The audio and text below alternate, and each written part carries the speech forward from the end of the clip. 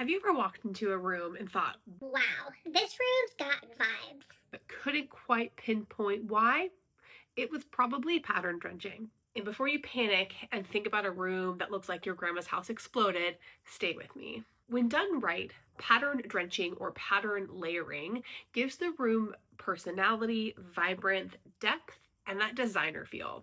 So today I'm going to show you exactly how to pattern drench with confidence, even if you've never mixed a stripe or a floral in your life. So pattern mixing isn't just a design trick. It allows you to express your personality, create visual interest and dimension within your room, and add warmth and energy to what might otherwise be a pretty flat and lifeless space. Step 1. Find your hero piece. Now, this could be a rug, a sofa, a piece of fabric that you love, but this is going to be the anchor for your room and going to be your starting point when looking at color palettes and potentially other designs to add to your pattern mixing. Now, here's a pro tip.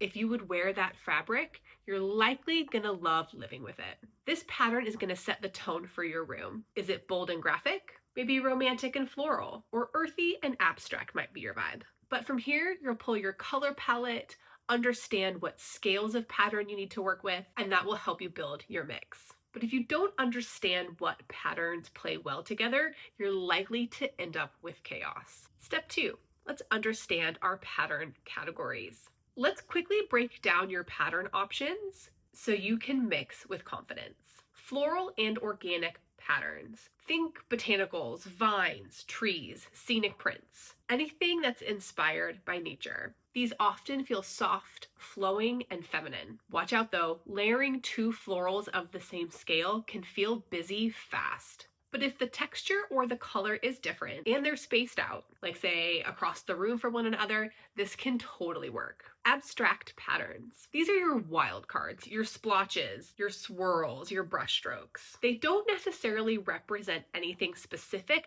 but they add energy and movement to your room. They're great for making a space feel more modern or unexpected. Stripes. Now, stripes are going to be your real MVP here. They're like the black blazer of interior design. Classic, versatile, and always appropriate. They play well with florals, abstract patterns, and even animal prints. If you're layering more than one stripe together, just make sure that you're varying the scale and like the chunkiness of the stripe. Think like a chunky rug stripe versus like a pinstripe on a chair cushion. Geometric patterns. Plaids, checks, diamonds, and trellises. These patterns give a structured, tailored vibe. They're amazing at grounding a space and pairing with our florals and our abstracts. Solids and textures. Now, don't sleep on the solids. I know this is a video about pattern mixing, but you need somewhere for your eye to rest. Think a velvet ottoman, a really flowy throw, even tone-on-tone wallpaper also counts. Now with your pattern categories sorted, the next layer of sophistication is going to be scale. How big or small those prints are can really shift the vibe of your room. Step 3. Use scale to create harmony. Mixing patterns is very much like creating a band. You need a lead singer, your backup vocals, your bass,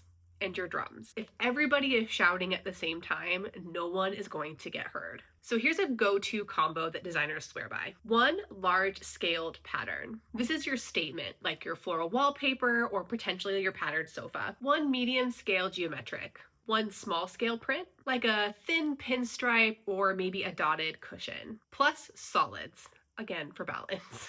This keeps your room looking cohesive and not like the fabric store exploded.